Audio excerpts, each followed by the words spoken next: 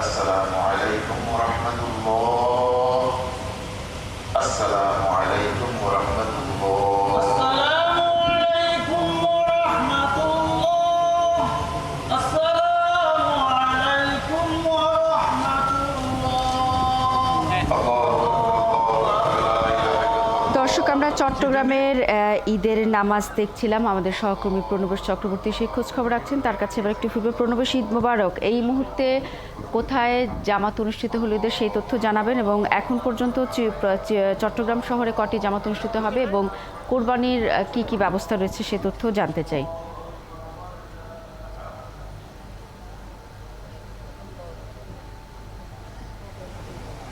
আপনাকেও ঈদ মোবারক। আমি এখন আছি চট্টগ্রামের জমিয়তুল ফালা জামে মসজিদ ঈদগাহ প্রাঙ্গণে।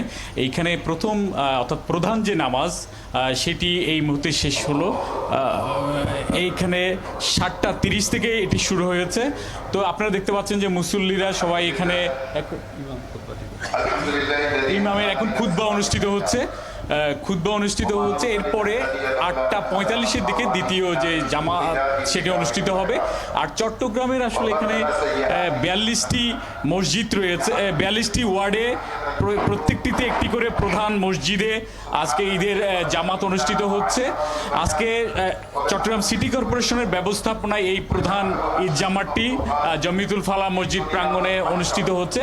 এইখানে সকাল থেকেই মুসল্লিরা আসছেন, আর জামাতের এখন খুতবা দেয়া হচ্ছে।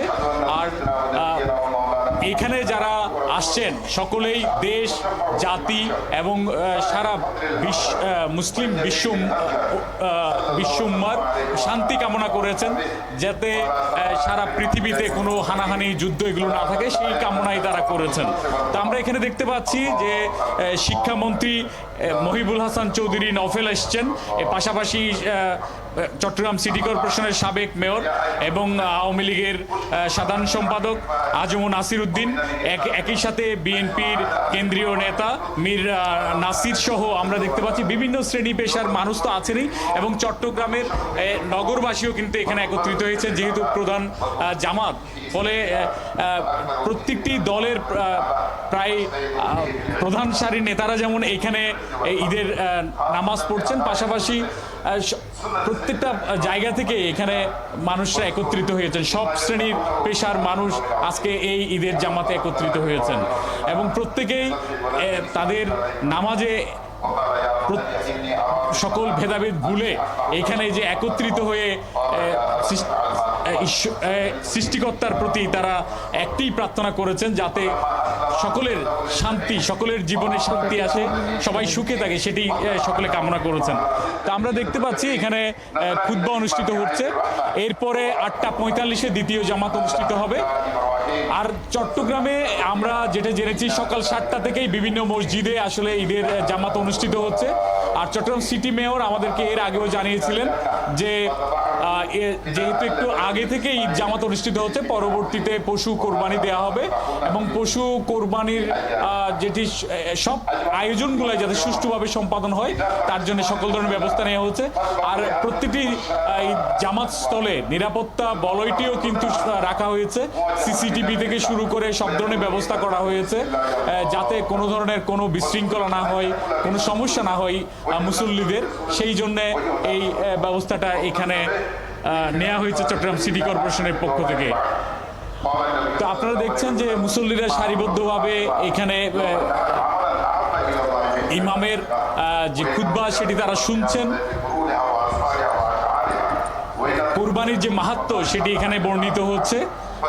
কোরবানির মাহাত্ম্যটাই হচ্ছে নিজেদের প্রিয় জিনিস আল্লাহর কাছে বিসর্জন দেয়া বলা যায়। তো মানুষের যে স্বরূপু থাকে কিংবা তার যে অহংবোধ থাকে সেগুলোকে কোরবান দেয়াই হচ্ছে মূল কথা। তো সেই কোরবানির যে মাহাত্ম্য সেই কথাগুলো এখানে জামাতে ইমাম বর্ণনা করছেন, তাদের কথাগুলো এখানে শুনছেন। তো আমরা দেখছি যে এই বিশাল প্রাঙ্গণে মুসল্লিরা সমবেত হয়েছেন। তো আজকে বিভিন্ন জায়গায় আন্দরকিল্লা সহ আন্দরকিল্লা জামে মসজিদ সেটিও একটি বিশাল প্রাঙ্গণ, এর বাইরে মুরাদপুর, এখানেও একসাথে হাজার হাজার মুসল্লিরা তারা ঈদ জামাতে শরিক হওয়ার মতো ব্যবস্থা রয়েছে। তো আমরা সেই জায়গাগুলোতেও সুষ্ঠুভাবে ঈদের জামাত অনুষ্ঠিত হয়েছে বলে আমরা জানতে পেরেছি। তো আমরা দেখতে পাচ্ছি যে জমিয়তুল ফালাহ মসজিদ প্রাঙ্গণে ঈদ জামাত, এখানে ঈদের জামাত অনুষ্ঠিত হচ্ছে।